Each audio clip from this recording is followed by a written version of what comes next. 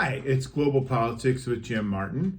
Today I want to talk about Germany and the political situation there. A few people have asked about that. Germany, just for some context, has a huge economy, about $6 trillion GDP. It's a NATO member of the EU, I think a founding member of the EU, and a full-fledged democracy, one of the more democratic countries on earth. Freedom House ranks them as a 93 out of 100 on that dimension.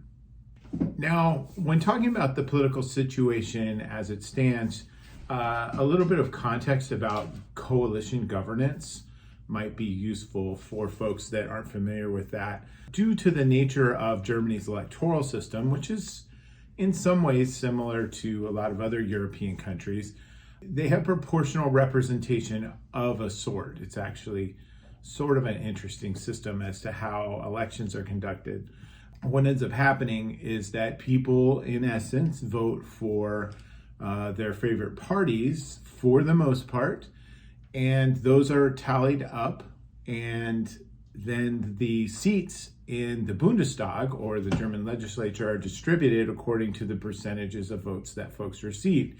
There's also a kind of a additional factor of some folks can be elected from German districts to the legislature also. So it's sort of like our system and combined with, say, France's system of proportional representation. What ends up happening is that parties win particular percentages of seats in the legislature and get a few more or a few less than each other. And generally speaking, there's kind of been three large parties in the German system for some time.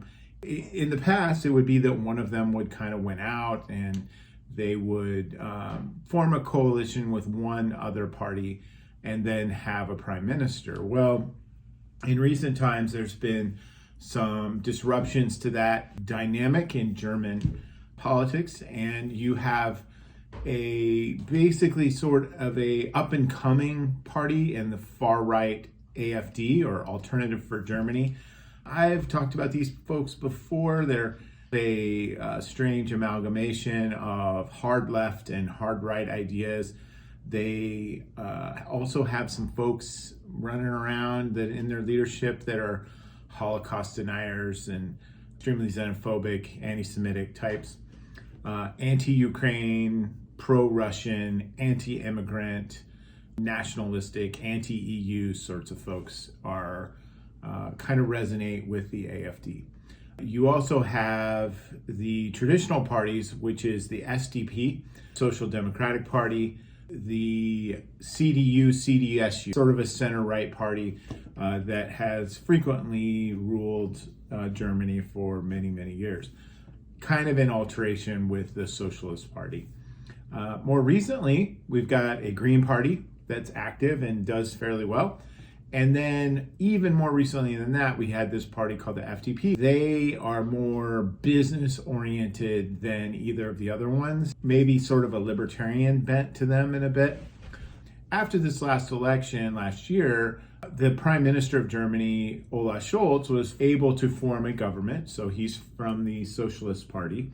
He formed a coalition government with several parties, including one of which was the FDP. So he created this coalition of the SDP, the CDU, CDSU, and the FDP, and I think the Greens were in it also. And it was the kind of coalition where they had to put that together and they had barely enough to rule. If you don't have more than 50% of the seats represented in your coalition, then you're in trouble. So the FDP was led by a guy named Christian Lindner, and he was doing some stuff kind of on the back end and criticizing the government, sometimes anonymously, sometimes not. And ultimately, they weren't getting anything done. The primary issues right now for the German people are immigration, inflation, Ukraine, things like this. So when Olaf Scholz, the prime minister, really known as a chancellor in Germany, got sick of it. He finally dismissed lender of the FDP from government, which means that that coalition has collapsed. What does that mean? That means that there will be new legislative elections in Germany in a couple of months, I think February or March. And those elections will be interesting to watch. The AfD, again, that kind of far-right radical party, has been on the rise at the subnational level, winning in several German states, mostly in what was the East German part of Germany. And they may pick up more. I don't really know. However, because of their radical views and their polarizing nature, it's unlikely that they would be able to win even enough votes to have to be able to name a prime minister. It's possible they could get into government, but the other parties are so hostile to them because in many ways their ideas are antithetical to what the entire German democratic experience has been. So I don't know what's going to happen, but we'll keep an eye on it for sure. What happens right now is that the current government remains in place. They don't do anything new.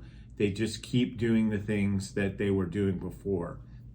That means that any major national issues of importance below a crisis level sort of thing, basically just kind of status quo. We're not going to deal with that until a new government comes in. So we'll see what happens. I hope this was interesting to you. And if you like this kind of stuff, please like and subscribe. It really helps me out.